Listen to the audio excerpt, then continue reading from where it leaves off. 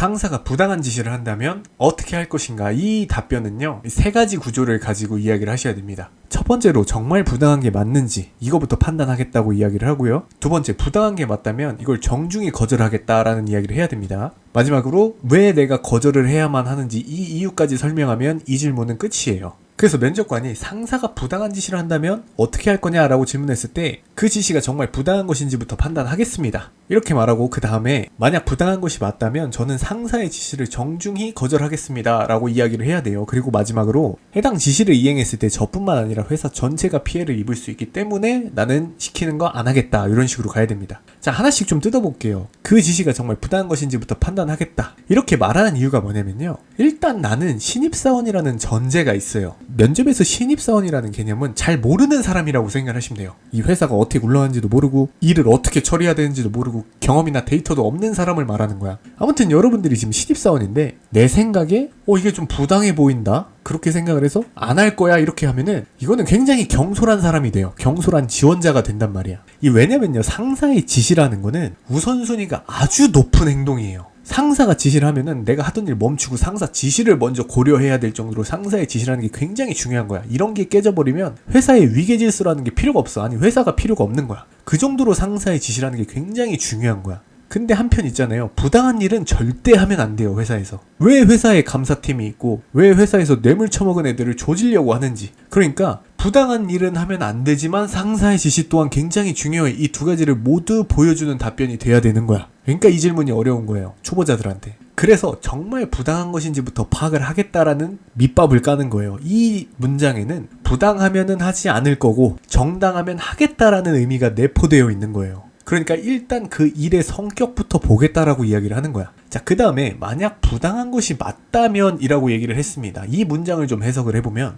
여기서 굉장히 중요한 디테일이 있는데요. 자, 제가 지금 말한 내용은 부당함이라는 걸 어떤 방법으로 파악을 하겠다, 이런 식으로 얘기하는 게 아니죠. 나 이렇게 얘기 안 했어요. 다시 한번 보겠습니다. 만약 부당한 것이 맞다면, 즉 저는 지금 부당함을 어떤 식으로 판단하겠다라고 얘기한 적이 없어요. 이 부당함을 판단하는 방법, 그러니까 특수한 케이스 말고 일반적으로 우리가 부당함을 판단하는 방법은요, 저도 모릅니다. 이게 부당한지 아닌지 이 방법만 있으면 다 파악할 수 있어요. 이거 저도 몰라요. 그런 건 전 없다고 생각을 합니다. 그러니까 저는 부당한 것을 이러이러한 방법으로 찾겠습니다 라고 이 먼저 뱉는 것과 부당함을 어떻게 판단할 거예요? 라고 질문을 받았을 때 그제서야 답변으로 뱉는 것, 이거는 완전 달라요. 엄청나게 다른 거예요. 이 디테일을 여러분들이 많이 놓쳐요. 꼭 비단 이 질문에서만 먹히는 게 아니거든. 내가 자신있게 얘기하는 거랑 질문을 받아서 답변하는 거는 완전 달라요, 면접에서. 이 전자처럼 저는 부당한 것을 이러이러한 방법으로 찾겠습니다 라고 얘기를 하면요,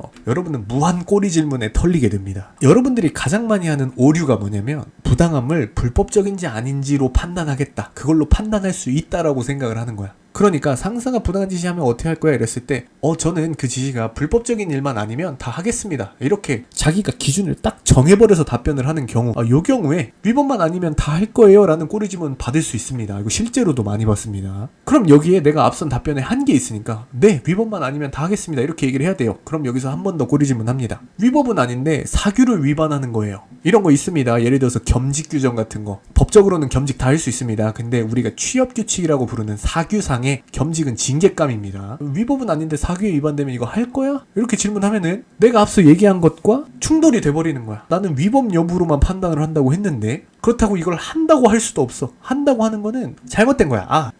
내가 설명을 해드릴게. 상사의 부당한 지시를 할 거냐라는 질문은요, 이거 정답이 있는 질문입니다. 안 한다가 정답이에요. 나는 하겠어. 대신 뭐 어떤 조건을 깔아도요, 부당한 지시를 하겠다라는 건 무조건 면탈입니다. 여기서 부당한 지시를 하겠다는 거야. 회사에 피해를 끼칠 일을 하겠다는 거야. 얘는 뒤에 어떤 맥락을 깔아도 의미가 없어요. 이거는 그냥 여기서 끝나버린 거야. 얘는 부당한 지시 시키면 언제든지 할 수 있는 애야. 끝난 거야 여기서 면접이. 이걸로 여러 가지 꼬리 질문 할 수 있어요. 부당한 상황 하나 줘놓고 이건 안 한다고 하면 아니 아까는 한다며, 이거 대처가 안 됩니다. 자, 아무튼 다시 돌아와서 위법은 아닌데 사규에 위반되는 일이다, 이거 하면 안 됩니다. 안 한다고 해야 돼요. 사규 위반은 징계로 이어질 수 있습니다. 그리고 위반 정도가 심하면 잘려요. 그러니까 하면 안 되는 거야. 왜 회사가 사규 위반한 애를 자르겠어요? 이런 애 필요 없다는 거야. 자, 그러면은 그럼 불법이 아니라 사규로 기준을 둬야겠구나, 이렇게 얘기를 했을 때 사규 위반은 아닌데 팀 규칙을 위반하는 거예요? 이런 건 할 거예요? 아니면 상도에 어긋나는 행동이에요? 뭐 이런 거. 그러니까 무한 꼬리 질문 당하는 거예요. 여기서는. 이건 답이 없는 거예요. 이건 살 길이 없어요. 그러니까 내가 내 입으로 어떤 식으로 부당함을 판단할지 이야기하는 건 정말 잘못된 거예요.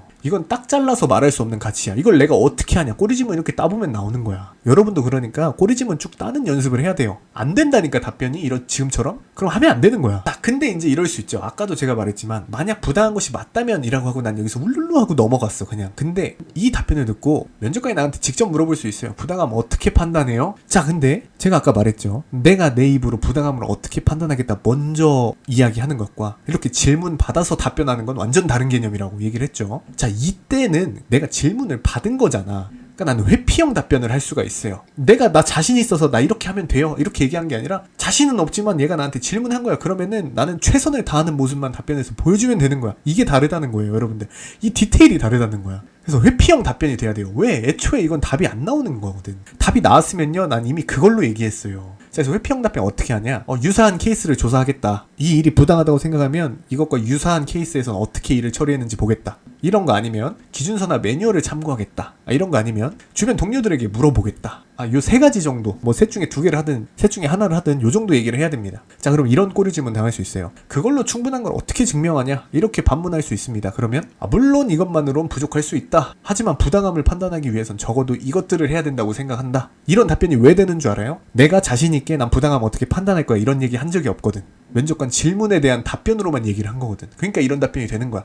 난 이걸로 자신 있어요 라는 식으로 갔으면 이런 답변은 안 됩니다. 자, 여기서도 스스로 내가 충분하지 않을 수 있다라는 걸 인정해야 돼요. 이거 인정 안 하면 뒤져버립니다. 그러니까 부당할 수 있지만 이 정도 프로세스를 거치고도 부당한 일이 발생했다면 그건 뻔히 보이는 부당한 일이 아니라 그냥 다 같이 고민해야 될 문제이니까 쉽지 않은 문제일 것이다 라고 생각을 한다는 거예요. 그러니까 이 정도도 했는데 부당한 일이 맞았다면 이건 내가 도덕적으로 문제가 있어서 회사적으로 문제가 있어서 그런 게 아니라 정말 그 누구도 내가 아니었어도 이런 일을 저질렀을 만큼 거르기 쉽지 않았을 문제였을 거다라는 걸 내포해 놓는 답변이에요. 이 답변은. 그러니까 이렇게 자꾸 회피형 답변을 해야 돼요. 모든 면접 질문에 다 회피형 답변을 하는 건 아니에요. 답이 명확히 정해져 있으면 그것만 찔러야 돼요. 근데 지금 그런 게 안 되니까 이렇게 회피를 하는 거예요, 계속. 그리고 또 꼬리질문 할 수 있는 게 부당하다고 생각될 때마다 너는 그 지랄을 떨 거냐? 너 부당하다고 생각될 때마다 그렇게 딴지 걸 거야? 이렇게 질문할 수 있어요. 그러면 이건 면접관 말을 반박해야 됩니다. 당연히 그렇게 해야 된다고 생각을 합니다. 왜냐면 내 앞선 답변에서 난 부당한 일은 안 하겠다라고 얘기를 했어요. 근데 여기서 좀만 압박을 줬다고 해가지고 내가 그럼 그건 다시 하겠습니다. 유도리를 갖겠습니다. 이러면 내 앞선 답변이 구라가 돼버리는 거야. 그러니까 일관성 차원에서 이건 이렇게 해야 되고 이건 실제로 그냥 개뜬금없이 이 질문만 받았어도 이거는 이렇게 답변을 해야 되는 거야.